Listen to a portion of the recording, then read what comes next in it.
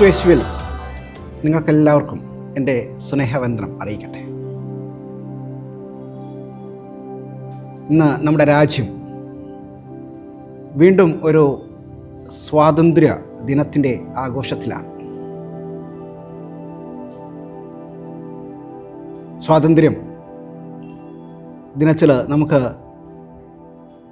എപ്രകാരം ഈ സ്വാതന്ത്ര്യം ലഭിച്ചു എന്ന് ഒന്ന് ചിന്തിക്കുകയും അതിൻ്റെ പുറകിൽ ത്യാഗം അനുഭവിച്ച, രക്തസാക്ഷിത്വം വരിച്ച, കഠിനാധ്വാനം ചെയ്ത നമ്മളുടെ എല്ലാ പ്രിയപ്പെട്ടവരെയും, എല്ലാ പ്രിയ നേതാക്കന്മാരെയും നന്ദിയോടെ ഓർത്ത് ദൈവത്തിന് സ്തോത്രം ചെയ്യുവാനുമായിട്ട് ഈ സമയം നമുക്ക് വിനിയോഗിക്കാം. അനേകരുടെ ത്യാഗപൂർണമായ ജീവിതത്തിൻ്റെ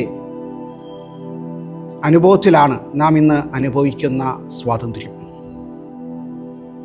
എന്നാൽ നമ്മുടെ ജീവിതങ്ങളിൽ വാസ്തവമായിട്ട് ആ യഥാർത്ഥ സ്വാതന്ത്ര്യത്തിൻ്റെ അനുഭവത്തിൽ ജീവിക്കുവാൻ നമുക്ക് സാധിക്കുന്നുണ്ടോ എന്ന് നമുക്ക് നമ്മളെ തന്നെ ഒന്ന് പുനർവിചിന്തനം ചെയ്യേണ്ടത് ആവശ്യമാണ്. നമ്മുടെ രാജ്യം സ്വാതന്ത്ര്യമാണ്. നമ്മൾ സ്വാതന്ത്ര്യമുള്ള ഒരു ദേശത്ത്, ഒരു രാജ്യത്തൊക്കെയാണ് താമസിക്കുന്നത് എന്ന് പറയുമ്പോഴും നമ്മളുടെ ജീവിതങ്ങളിൽ യഥാർത്ഥമായ സ്വാതന്ത്ര്യം നമുക്ക് അനുഭവിക്കുവാനായിട്ട് സാധിക്കും. അവിടെയാണ് ദൈവവചനത്തിൻ്റെ പ്രസക്തി.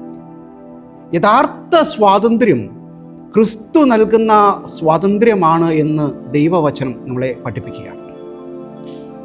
ഇന്ന് നമുക്ക് തെന്നിന്ത്യ സഭയായിട്ട് ധ്യാനത്തിൽ നൽകിയിരിക്കുന്ന സുവിശേഷ വേദഭാഗം വിശുദ്ധ ലൂക്കോസിൻ്റെ സുവിശേഷം 20-ാം അധ്യായം അതിൻ്റെ 20 മുതൽ 26 വരെയുള്ള വാക്യങ്ങളെ അടിസ്ഥാനമാക്കിയാണ്. വളരെ പരിചിതമായ, ലോകപ്രശസ്തമായിട്ടുള്ള ഒരു ഭാഗമാണത്. അവിടെ ചില ആളുകൾ യേശുവിനെ വാക്കിൽ കൊടുക്കുവാനായിട്ട് വരികയാണ്. യേശുവിനെ പ്രകീർത്തിച്ചുകൊണ്ട് നീ ദൈവപുരുഷനാണ്, നീ ദൈവത്തിൻ്റെ വഴി നന്നായിട്ട് പഠിപ്പിക്കുന്നവനാണ് എന്നൊക്കെ പറഞ്ഞുകൊണ്ട് ദൈവത്തെ, ക്രിസ്തുവിനെ പുകഴ്ത്തിക്കൊണ്ടാണ് അവർ യേശുവിൻ്റെ അടുക്കൽ വരുന്നത്. എന്നാൽ അവരുടെ ഉദ്ദേശം നല്ലതല്ലായിരുന്നു. യേശുവിനെ വാക്കിൽ കൊടുക്കുവാനായിട്ടാണ് അവർ വരുന്നത്. അവർ ചോദിക്കുന്ന ചോദ്യം കൈസർക്ക് കരം കൊടുക്കുന്നത് വിഹിതമാണോ അല്ലയോ എന്നുള്ളതാണ്. വളരെ തന്ത്രപ്രധാനമായിട്ടുള്ള, വളരെ കുടുക്ക് നിറഞ്ഞ ഒരു ചോദ്യമാണ്. ഏതുത്തരം പറഞ്ഞാലും ഒരു പ്രശ്നത്തിൽ യേശു വീഴുവാനായിട്ട് സാധ്യമുണ്ട്. കൈസർക്ക് കരം കൊടുക്കുന്ന വിഹിതമല്ല എന്ന് പറഞ്ഞാൽ അത് രാജ്യത്തിന് എതിരാണ്. എന്നാൽ കൈസർക്ക് കരം കൊടുക്കുവാനായിട്ട് പറഞ്ഞാൽ, പ്രത്യേകിച്ച് നമുക്കറിയാം, അന്നത്തെ ഒരു നികുതി സമ്പ്രദായത്തിനെതിരെ യഹൂദൻ വളരെയധികം പ്രക്ഷോഭങ്ങൾ നടത്തിക്കൊണ്ടിരുന്ന, ധാരാളം സമരങ്ങൾ നടക്കുന്ന ഒരു കാലഘട്ടത്തിലാണത്. അപ്പോൾ അപ്രകാരം കൈസർ കരം കൊടുക്കുന്ന വിഹിതമാണ് എന്ന് പറഞ്ഞാൽ ഈ യഹൂദന്മാരുടെ എല്ലാം അപ്രീതിക്ക് പാത്രമാണ്. അപ്പോൾ ഏതുത്തരം പറഞ്ഞാലും ഒരു പ്രതിസന്ധി ഉണ്ടാകും എന്നുള്ള ഒരു വളരെ തന്ത്രപ്രധാനമായിട്ടുള്ള, ഒരു കുടുക്ക് നിറഞ്ഞ ഒരു ചോദ്യമാണ് അവർ ചോദിച്ചത്. എന്നാൽ ക്രിസ്തു അതിന് ഒരു മറുപടി പറഞ്ഞത് ലോകപ്രശസ്തം. കൈസർക്കുള്ളത് കൈസർക്കും, ദൈവത്തിനുള്ളത്. ഒരു നാണയം കൊണ്ടുവരാൻ പറഞ്ഞു. ആ നാണയത്തിൻ്റെ മുദ്ര ആരുടെയാണെന്ന് ചോദിക്കുന്നു. എന്നിട്ട് അതിൻ്റെ മുദ്ര കൈസറുടേതാണെന്ന് പറയുമ്പോൾ കൈസർക്കുള്ളത് കൈസർക്കും, ദൈവത്തിനുള്ളത് ദൈവത്തിനും കൊടുക്കുവാനായിട്ട് പറയുക. നമ്മളെല്ലാവരും ദൈവത്തിൻ്റെ മുദ്ര പതിഞ്ഞവരാണ്. നമുക്കറിയാം, ഉൽപ്പത്തി പുസ്തകം 1-ാം അധ്യായത്തിൻ്റെ 26-27 വാക്യങ്ങൾ വായിക്കുമ്പോൾ അവിടെ മനുഷ്യനെ സൃഷ്ടിക്കുമ്പോൾ മനുഷ്യനെ ദൈവത്തിൻ്റെ സാദൃശ്യത്തിലും സ്വരൂപത്തിലുമാണ് സൃഷ്ടിക്കുന്നത്. നമ്മളൊക്കെ ദൈവത്തിൻ്റെ സ്വരൂപമാണ്, ദൈവത്തിൻ്റെ മുദ്രയുള്ളവരാണ്. അപ്രകാരം നമ്മൾ ദൈവത്തിൻ്റെ മുദ്രയിൽ ജീവിക്കുമ്പോൾ നമ്മൾ ദൈവത്തിൻ്റെ വിധേയപ്പെട്ട്, ആ ദൈവത്തിന് വിധേയപ്പെട്ട് ജീവിക്കണം. നിങ്ങൾ ദൈവത്തിലുള്ളവരാണ്. അതുകൊണ്ട് ആ ദൈവത്തിന് വിധേയപ്പെട്ട ഒരു ജീവിതമാണ് നമ്മൾ ജീവിക്കേണ്ടത്. നമ്മൾ ഇംഗ്ലീഷിൽ സാധാരണ ഉപയോഗിക്കുന്ന പദം ഇൻഡിപെൻഡൻസ് ഡേ എന്നാണ്. ഇൻഡിപെൻഡൻസ്, ആരെയും ആശ്രയിക്കാത്ത ഒരു ജീവിതം എന്നൊക്കെയാണ് അതിനർത്ഥം. എന്നാൽ വേദപുസ്തകം നമുക്ക് നൽകുന്ന വാക്ക് സ്വാതന്ത്ര്യം എന്ന് പറയുന്ന ഫ്രീഡം എന്നുള്ളതാണ്. നമ്മൾ മലയാളത്തിൽ നമ്മൾ ഉപയോഗിക്കുന്ന വാക്കും സ്വാതന്ത്ര്യം എന്നുള്ളതാണ്. അത് ഒരു വാസ്തവത്തിൽ വേദപുസ്തകം പറയുന്ന ഇൻഡിപെൻഡൻസ് അല്ല, ഡിപ്പെൻഡൻസ് ആയിട്ടുള്ള ജീവിതത്തിലൂടെയാണ് സ്വാതന്ത്ര്യം അല്ലെങ്കിൽ ഫ്രീഡം അനുഭവിക്കുവാനായിട്ട് സാധിക്കും. അല്ലാതെ ഒരു ആശ്രയമില്ലാത്ത ജീവിതമല്ല, ഒരാൾക്ക് വിധേയപ്പെട്ടുള്ള ജീവിതമാണ്. നമ്മൾ ആരുടെ മുദ്രയുള്ള ആളാണോ ആ ക്രിസ്തുവിനെ വിധേയപ്പെട്ടുള്ള ജീവിതത്തിലൂടെയാണ് യഥാർത്ഥ സ്വാതന്ത്ര്യം നമുക്ക് അനുഭവിക്കുവാനായിട്ട് സാധിക്കുക. ഇൻഡിപെൻഡൻസ് ആണ് നമ്മൾ പറയുമ്പോഴും, നമ്മളൊരു ഇൻഡിപെൻഡൻസ് ആണ് അല്ലെങ്കിൽ ഒരു ഇൻഡിപെൻഡൻസ് ആണൊക്കെ നമ്മൾ പറയുമ്പോഴും ധാരാളം അടിമത്തങ്ങൾ നമ്മളുടെ ജീവിതങ്ങളുണ്ട്. പല കൊച്ചു കൊച്ചു രാജാക്കന്മാരുടെ അടിമത്തത്തിലാണ് ഈ കാലങ്ങളിലൊക്കെ നമ്മൾ ജീവിക്കുന്നത്. ഒരുപക്ഷെ ചില ഭ്രമങ്ങളുടേതായിരിക്കാം, ചില ആസക്തികളുടേതായിരിക്കാം, ചില പണത്തിൻ്റെതായ അനുഭവത്തിലായിരിക്കാം, പ്രതാപങ്ങളുടെ അടിമത്തങ്ങളായിരിക്കാം. അങ്ങനെ വിവിധങ്ങളായ ആസക്തികളും ഭ്രമങ്ങളും ആഗ്രഹങ്ങളൊക്കെയും നമ്മളെ അടിമകളാക്കി വെച്ചിരിക്കുന്ന ഒരു അനുഭവത്തിൽ നമ്മൾ ഇരിക്കുക. അപ്പോൾ വാസ്തവത്തിൽ നമ്മളൊരു സ്വാതന്ത്ര്യം അനുഭവിക്കുന്നില്ല. ചില കൊച്ചു കൊച്ചു രാജാക്കന്മാരൊക്കെ നമ്മളെ ഭരിച്ചുകൊണ്ടിരിക്കുക, അല്ലെങ്കിൽ അവരാണ് നമ്മളെ നിയന്ത്രിച്ചു കൊണ്ടിരിക്കുന്നത്. അവിടെ നിന്ന് ഒരു വാസ്തവമായിട്ടുള്ള സ്വാതന്ത്ര്യം അനുഭവിക്കുന്നത് ഈ ക്രിസ്തുവിന് വിധേയപ്പെട്ട ഒരു ജീവിതമാണ്. അല്ലെങ്കിൽ മറ്റൊരു ഭാഷയിൽ പറഞ്ഞാൽ ആത്മാവിൽ നിറഞ്ഞ ഒരു ജീവിതത്തിൻ്റെ അനുഭവത്തിലാണ് യഥാർത്ഥ സ്വാതന്ത്ര്യം നമുക്ക് അനുഭവിക്കുവാനായിട്ട് സാധിക്കും. നാം ഈ ലോകത്തിൽ ജീവിക്കുമ്പോൾ ആ ഒരു അനുഭവത്തിലാണോ ജീവിക്കുന്നത് എന്ന് നമ്മളെ തന്നെ ഒന്ന് പുനഃപരിശോധിക്കുന്നതൊക്കെ നല്ലതാണ്. ആ ഒരു ആത്മാവിൽ നിറഞ്ഞ ജീവിതമാണോ, ആത്മാവിൽ നിയന്ത്രിക്കപ്പെട്ട ജീവിതമാണോ, അല്ലെങ്കിൽ എൻ്റെ ജീവിതത്തെ നിയന്ത്രിക്കുന്നത്, എൻ്റെ ജീവിതത്തെ കൺട്രോൾ ചെയ്യുന്നത് ക്രിസ്തുവാണോ എന്നൊക്കെ നമ്മളെ തന്നെ ഒന്ന് പുനഃപരിശോധിക്കുന്നതൊക്കെ ഈ ഒരു സ്വാതന്ത്ര്യ ദിനത്തിൽ നമുക്ക് അഭികാമ്യമാണ് എന്ന് വിശ്വസിക്കുക. പലപ്പോഴും ഈ ഒരു അടിമത്തം നമ്മളിലുണ്ട്. ക്രിസ്തുവാണ് യഥാർത്ഥ സ്വാതന്ത്ര്യം നമുക്ക് നൽകുന്നത്. ഈ ലോകത്തിൽ ദൈവ സാന്നിധ്യത്തിൻ്റെ ഒക്കെ നിറവ് എല്ലാ സ്ഥലത്തുമുണ്ട്. എന്നാൽ പൗലോസ് പറയുന്ന ഒരു പ്രത്യേക പദമുണ്ട്, ഇൻ ക്രൈസ്റ്റ്. അത് പൗലോസിൻ്റെ മാത്രമായിട്ടുള്ളൊരു പദമായിരുന്നു, ഇൻ ക്രൈസ്റ്റ്. ക്രിസ്തുവിലാകുമ്പോഴാണ്, ഒരുവൻ ക്രിസ്തുവിലാകുമ്പോൾ മാത്രമാണ് ഈ യഥാർത്ഥ സ്വാതന്ത്ര്യം. അവൻ ക്രിസ്തുവിലാവുക എന്ന് പറഞ്ഞാൽ അവൻ ക്രിസ്തുവിലും ക്രിസ്തു അവനിലും വസിക്കുന്ന അനുഭവം. യോഹന്നാൻ പറയുന്ന പോലെ അവൻ ക്രിസ്തുവിലും ക്രിസ്തു അവനിലൊക്കെ വസിക്കുന്ന ആ ഒരു വലിയ അനുഗ്രഹത്തിൻ്റെ അനുഭവമാണ്.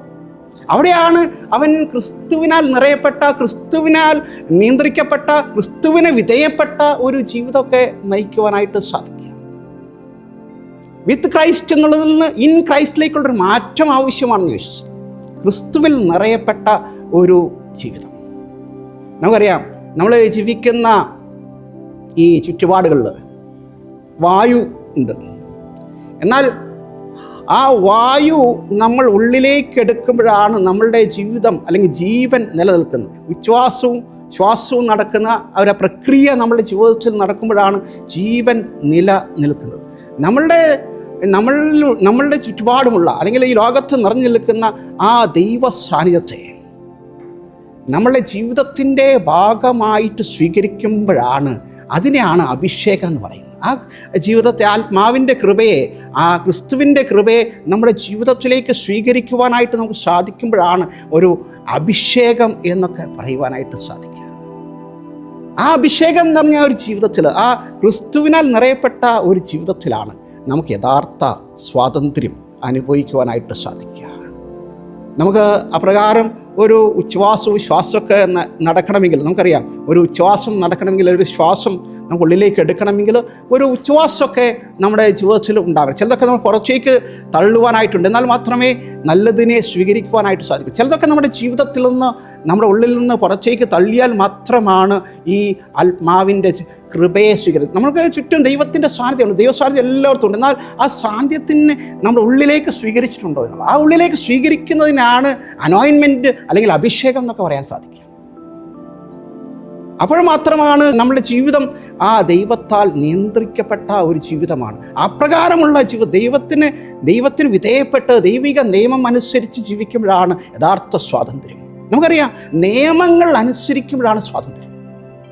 നിയമങ്ങൾ ലംഘിക്കുമ്പോഴൊക്കെ നമ്മുടെ ജീവിതത്തിൽ അസ്വാതന്ത്ര്യമുണ്ട്. നിയമങ്ങൾ അനുസരിക്കുമ്പോഴേ നമ്മളുടെ ജീവിതത്തിൽ നമുക്ക് സ്വാതന്ത്ര്യം അനുഭവിക്കാനായിട്ട് സാധിക്കും. നമുക്കറിയാം, ഒരു മേശ സാധാരണഗതിയിൽ അത് നീങ്ങണമെങ്കിൽ ആരുടെങ്കിലും ഒരാളുടെ സഹായമില്ലാതെ ഒരു മേശയ്ക്ക് നീങ്ങാൻ സാധിക്കില്ല. ആരെങ്കിലും ഒരാൾ തള്ളിയാൽ മാത്രമാണ് നമുക്കൊരു മേശയെ നീക്കുവാനായിട്ട് സാധിക്കും.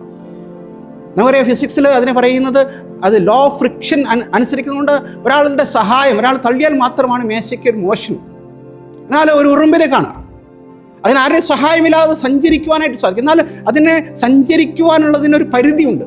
ആ ഒരു റൂമിനെ സഞ്ചരിക്കുവാനൊരു പരിധിയുണ്ട്. ഒരു പക്ഷേ റൂമിനകത്ത് സഞ്ചരിക്കാം, അല്ലെങ്കിൽ ഒരു വീട്ടിൻ്റെ അകത്ത് മുഴുവൻ സഞ്ചരിക്കാം. അങ്ങനെ ഒരു പരിധിയിൽ മാത്രമാണ് ഒരു ഉറുമ്പിന് സഞ്ചരിക്കുവാനായിട്ട് സാധിക്കുള്ളൂ. നല്ല സഞ്ചാരമുണ്ട്. മേശയേക്കാൾ അതിനൊരു സഞ്ചാര സ്വാതന്ത്ര്യമുണ്ട്. അത് കാരണം എന്താ വെച്ചാൽ ലോ ഓഫ് ഫ്രിക്ഷൻ ഉണ്ട്, ലോ ഓഫ് മോഷൻ ഉണ്ട്, ലോ ഓഫ് എയറോഡൈനമിക്സ് ഉണ്ട്. അങ്ങനെ ധാരാളം നിയമങ്ങൾ, കൂടുതൽ നിയമങ്ങൾ അനുസരിക്കും തോറും നമുക്ക് കൂടുതൽ സ്വാതന്ത്ര്യം ഉണ്ടാകും.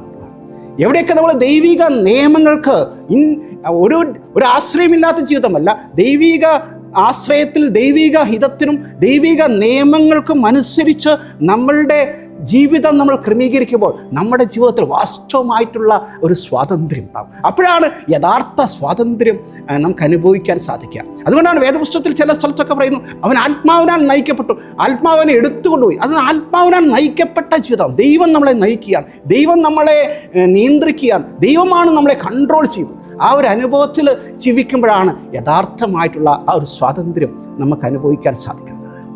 വീണ്ടും ഒരു സ്വാതന്ത്ര്യ ദിനത്തിൽ നമ്മളായിരിക്കുമ്പോൾ നമ്മുടെ ജീവിതത്തിൽ വാസ്തവമായിട്ടുള്ള ഒരു സ്വാതന്ത്ര്യം നമുക്ക് അനുഭവിക്കാൻ സാധിക്കുന്നുണ്ട്. നമ്മൾ രാജ്യം സ്വാതന്ത്ര്യമാണ് എന്ന് പറയുന്നു, നമ്മൾ സ്വതന്ത്രമായ രാജ്യത്താണ് ജീവിക്കുന്നതൊക്കെ പറയുന്നു. എന്നാൽ വാസ്തവമായിട്ട് നമ്മുടെ ജീവിതത്തിലേക്ക് നോക്കുക, വാസ്തവമായിട്ടുള്ളൊരു സ്വാതന്ത്ര്യം അനുഭവിക്കുവാനായിട്ട് സാധിക്കുന്നുണ്ടോ? പലപ്പോഴും ഇല്ല എന്നുള്ളതാണ്. വേദപുസ്തകത്തിൽ പല സ്ഥലത്തും നമുക്ക് വായിക്കാം, സുവിശേഷത്തിൽ പ്രത്യേകിച്ച് വായിക്കാവുന്ന ഒരു പദമുണ്ട്. അവരുടെ ഇടയിൽ കരച്ചിലും പല്ലുകടിയും ഉണ്ടായിരുന്നു. ദൈവത്തെ മറന്ന് അവിടെയൊക്കെ നോക്കും, ദൈവത്തെ മറന്ന് അല്ലെങ്കിൽ ദൈവഹിതത്തിനെതിരായിട്ട് ഒക്കെ ജീവിക്കുമ്പോഴാണ് ആ വാചകം അവിടെ രേഖപ്പെടുത്തുക. അവരുടെ ജീവിതത്തിൽ പലപ്പോഴും ഒരു ഞെരുക്കത്തിൻ്റെ, നിരാശയുടെ, പ്രതീക്ഷകൾ നഷ്ടപ്പെട്ട ഒരു ജീവിതം നയിക്കുന്നത് ഒരു സ്വാതന്ത്ര്യമല്ല. അതുകൊണ്ട് ഇന്ന് നമ്മൾ പലതിൻ്റെ അടിമകളാണ്. പല ആസക്തികളും നമ്മളെ അടിമകളാക്കിയിട്ടുണ്ട്, പല ഭ്രമങ്ങളും നമ്മളെ അടിമകളാക്കിയിട്ടുണ്ട്. ചില മോഹങ്ങളൊക്കെ, ചില ഇച്ഛകളൊക്കെ, ജഡത്തിൻ്റെതായ ചില ഇച്ഛകളും മോഹങ്ങളൊക്കെ നമ്മളെ അടിമകളാക്കിയിട്ടുണ്ട്. അങ്ങനെ കൊച്ചു രാജാക്കന്മാർ നമ്മളിങ്ങനെ അടിമകളാക്കി ഭരിച്ചോടി, അവരാണ് നമ്മളെ നിയന്ത്രിക്കുന്നത്. ആ അടിമത്തത്തിൽ നിന്നൊരു സ്വാതന്ത്ര്യം നമുക്ക് ആവശ്യമില്ലേ? ആ അടിമത്തിൽ നിന്ന് സ്വാതന്ത്ര്യം ക്രിസ്തു നൽകുന്ന സ്വാതന്ത്ര്യമാണ്. അത് ക്രിസ്തുവിനെ നമ്മുടെ ഉള്ളത്തിലേക്ക് സ്വീകരിക്കുമ്പോഴാണ്, ക്രിസ്തുവിൻ്റെ ആത്മാവിനെ നമ്മുടെ ഉള്ളിലേക്ക് സ്വീകരിക്കുമ്പോഴാണ്. ഇന്നു മുതൽ ആ ഉള്ളിലേക്കുള്ള ആത്മാവിനെ നമ്മൾ സ്വീകരിക്കണം. ഉള്ളിലുള്ളവൻ്റെ ശബ്ദം കേൾക്കുവാൻ നമുക്ക് സാധിക്കും. പുറമേയുള്ള ശബ്ദമല്ല, ഉള്ളിലെ ശബ്ദത്തിനനുസരിച്ചായിരിക്കണം നമ്മളുടെ ജീവിതത്തെ ക്രമപ്പെടുത്തേണ്ടത്. നമ്മുടെ ഉള്ളിൽ അകത്തേക്ക് നോക്കുവാൻ, അകത്തുള്ളവൻ്റെ ശബ്ദം കേൾക്കുവാൻ, അങ്ങനെ അകത്തുള്ളവൻ്റെ ശബ്ദത്തിനനുസരിച്ച് നമ്മുടെ ജീവിതത്തെ ക്രമപ്പെടുത്തുമ്പോൾ അതാണ് അഭിഷേകം എന്ന് പറഞ്ഞ ജീവിതം എന്ന് പറയുന്നത്. അവനാണ് അഭിഷേകമുള്ളവൻ എന്ന് പറയുന്നത്. അവനാണ് യഥാർത്ഥ സ്വാതന്ത്ര്യം അനുഭവിക്കുന്നത്. അവനെ നയിക്കുന്ന ക്രിസ്തുവാണ്. അത് ക്രിസ്തുവിനാൽ നയിക്കപ്പെട്ട, അനുഗ്രഹിക്കപ്പെട്ട ജീവിതമാണ്. ഈ ഒരു ദിനത്തിൽ നമ്മുടെ ജീവിതത്തെ നിയന്ത്രിക്കുന്നത് ഈ കൊച്ചു രാജാക്കന്മാരാണ്. അതാൽ യഥാർത്ഥമായ ക്രിസ്തുവിനാൽ നിയന്ത്രിക്കപ്പെട്ട ജീവിതമാണോ എന്ന് നമുക്ക് ഒരിക്കൽ കൂടി ചിന്തിക്കാം. അങ്ങനെയല്ല എങ്കിൽ യഥാർത്ഥ സ്വാതന്ത്ര്യം നൽകുന്ന ആ ക്രിസ്തുവിനാൽ നയിക്കപ്പെടുന്ന, ക്രിസ്തുവിനാൽ അഭിഷേകം നിറഞ്ഞ, ക്രിസ്തുവിൻ്റെ കൃപയുള്ള ജീവിതം ലോകം നൽകുന്നത് പോലെയുള്ള അത് നൽകുന്നത്, ആ സ്വാതന്ത്ര്യം ദൈവം നൽകുന്നതാണ്. അതാണ് സാക്ഷാൽ സ്വാതന്ത്ര്യം. അതനുഭവിക്കുവാൻ നമുക്ക് ഒരുങ്ങാൻ, നമ്മുടെ ജീവിതങ്ങളെ അതിനായിട്ട് ദൈവസന്നിധിയിൽ സമർപ്പിക്കാൻ. ഒരു നിമിഷം നമ്മുടെ കണ്ണുകളെ അടയ്ക്കാം. ഈ ഒരു സ്വാതന്ത്ര്യ ദിനത്തിൽ നമ്മളുടെ ജീവിതങ്ങളിൽ വാസ്തവമായ സ്വാതന്ത്ര്യം നമ്മൾ അനുഭവിക്കുന്നുണ്ടോ? കരച്ചിൻ്റെയും പല്ലുകളിയുടെയും അസമാധാനത്തിൻ്റെയും നിരാശയുടെയും പ്രതീക്ഷ നഷ്ടപ്പെട്ടതിൻ്റെയൊക്കെ അനുഭവത്തിൽ ജീവിക്കുന്നുവെങ്കിൽ നമ്മളെ നിയന്ത്രിക്കുന്നത് ക്രിസ്തുവല്ല, ദൈവത്തിൻ്റെ ആത്മാവിനാൽ നിയന്ത്രിക്കപ്പെട്ട ഒരു ജീവിതമല്ല നമ്മുടേത്. പലതും നമ്മളെ അടിമകളാക്കി വച്ചിരിക്കുന്നു. ഈ അടിമനുഖത്തിൽ നിന്ന് നമുക്കൊരു മോചനം ആവശ്യമല്ലേ? അത് ആ അടിമനുഖത്തിൽ നിന്ന് വാസ്തവമായി നമ്മളെ മോചിപ്പിക്കുവാൻ ക്രിസ്തുവിന് മാത്രമേ സാധിക്കുകയുള്ളൂ. ആ ക്രിസ്തുവിനെ നമ്മുടെ ഉള്ളത്തിലേക്ക് നമുക്ക് സ്വീകരിക്കുവാനായിട്ട് ഒരുങ്ങാമോ? നമുക്കെല്ലാവർക്കും അറിയാവുന്ന വാക്യമാണ്, കണ്ടാലും അവൻ വാതിൽക്കൽ നിന്ന് മുട്ടുന്നു, ആരെങ്കിലും അവൻ്റെ ശബ്ദം കേട്ട് വാതിൽ തുറന്നാൽ ഞാൻ അവനോടും അവൻ എന്നോട് കൂടെ ഇൻ ക്രൈസ്റ്റ്. അതാ ഇൻ ക്രൈസ്റ്റ്, ക്രിസ്തു നിങ്ങളുടെ ഉള്ളത്തിൽ വരുന്ന, ക്രിസ്തു നിങ്ങളിൽ നിറയപ്പെട്ട, ക്രിസ്തുവിനാൽ നയിക്കപ്പെട്ട ജീവിതം. ആ വാതിൽ നമുക്ക് തുറക്കാം. ആ ക്രിസ്തു നിങ്ങളുടെ ഉള്ളത്തിലേക്ക് വരട്ടെ. നമ്മൾ ക്രിസ്ത്യാനികളെന്ന അനുഭവത്തിലൊക്കെ എത്രയോ നാളുകളായിട്ട് ജീവിക്കുന്നത്, എന്നാൽ ക്രിസ്തു നൽകുന്ന ആ സ്വാതന്ത്ര്യം അനുഭവിക്കാൻ ആഗ്രഹിക്കുന്നുവെങ്കിൽ നിങ്ങളുടെ ഹൃദയത്തിൻ്റെ വാതിലുകളൊക്കെ മലർക്കെ തുറക്കാം. ആ ക്രിസ്തു നിങ്ങളുടെ ഉള്ളത്തിലേക്ക് വരട്ടെ. നമുക്ക് ഉറപ്പുണ്ടോ ക്രിസ്തു എൻ്റെ ഉള്ളത്തിലുണ്ട് എന്ന്? എൻ്റെ ജീവിതം ക്രിസ്തുവിനാൽ നിയന്ത്രിക്കപ്പെട്ടതാണ്. ക്രിസ്തുവാണ് എൻ്റെ ജീവിതത്തെ കൺട്രോൾ ചെയ്തത്. എൻ്റെ ജീവിതത്തിൻ്റെ കേന്ദ്രം ക്രിസ്തുവാണ്. എൻ്റെ ജീവിതത്തിൻ്റെ കേന്ദ്രത്തിൽ ക്രിസ്തു കസാരയിട്ടിരുന്ന് എൻ്റെ ജീവിതത്തെ നിയന്ത്രിക്കുന്നു എന്ന് പറയാൻ സാധിക്കും. ഇല്ല എങ്കിൽ ആ വാതിൽ തുറന്ന് ആ കർത്താവിനെ നമ്മുടെ രാജാവായി സ്വീകരിക്കാം. അവൻ നമ്മളെ ഭരിക്കട്ടെ, അവൻ നമ്മെ നിയന്ത്രിക്കട്ടെ. ഡിപ്പെൻഡൻസ് ആണ്, ഇൻഡിപെൻഡൻസ് അല്ല വാസ്തവത്തിൽ ഫ്രീഡം. ഡിപ്പെൻഡൻസ്, ക്രിസ്തുവിൽ ആശ്രയിക്കുമ്പോഴാണ് യഥാർത്ഥ സ്വാതന്ത്ര്യം. അതിനായിട്ട് നമുക്ക് നമ്മളെ തന്നെ സമർപ്പിക്കാം, പ്രാർത്ഥിക്കാം. സ്വർഗീയ പിതാവേ, ഈ ഒരു അനുഗ്രഹീതമായ ദിനത്തിൽ അവിടെ ഞങ്ങളോട് സംസാരിച്ച വചനത്തിനായി സ്തോത്രം. ഞങ്ങളുടെ ചുറ്റുപാടുകളിലൊക്കെ ഞങ്ങളുടെ ദേശത്തൊക്കെ സ്വാതന്ത്ര്യമുണ്ട് എന്ന് പറയുമ്പോൾ ഞങ്ങളുടെ കൊച്ചു ജീവിതത്തിൽ പലപ്പോഴും അവാസ്തവമായ സ്വാതന്ത്ര്യത്തിൻ്റെ അനുഭവത്തിൽ ജീവിക്കുവാൻ ഞങ്ങൾക്ക് സാധിക്കുന്നില്ല. യഥാർത്ഥ സ്വാതന്ത്ര്യം ക്രിസ്തുവിലൂടെയാണ്. ക്രിസ്തു നൽകുന്നതാണ് യഥാർത്ഥ സ്വാതന്ത്ര്യമെന്ന്. അത് ഇൻഡിപെൻഡൻസ് അല്ല, ആശ്രയമില്ലാത്തല്ല, അത് ആശ്രയമുള്ളതാണ്. ക്രിസ്തുവിന് വിധേയപ്പെട്ട ജീവിതമാണ് എന്നുള്ളതും ഞങ്ങളെ കേൾപ്പിച്ചല്ലോ. ഞങ്ങളെ തന്നെ സമർപ്പിക്കുന്നു. താവേ, അവിടുന്ന് ഞങ്ങളുടെ ജീവിതത്തിലേക്ക് കടന്നു വരണമേ. അവിടെ ഞങ്ങളെ നിയന്ത്രിക്കണമേ. അവിടെ ഞങ്ങളെ നയിക്കണമേ. ആത്മാവിനാൽ നിറയപ്പെട്ട അഭിഷേകം നിറഞ്ഞ ഒരു ജീവിതത്തിൻ്റെ അനുഭവത്തിൽ ജീവിക്കുവാൻ ഞങ്ങളെല്ലാവരും സഹായിക്കും. എല്ലാ മഹത്വം കേൾപ്പിക്കട്ടെ. യേശു ക്രിസ്തുവിൻ്റെ നാമത്തിൽ ചോദിക്കുമ്പോൾ കൃപയോടെ കേൾക്കണമേ. ആമേൻ.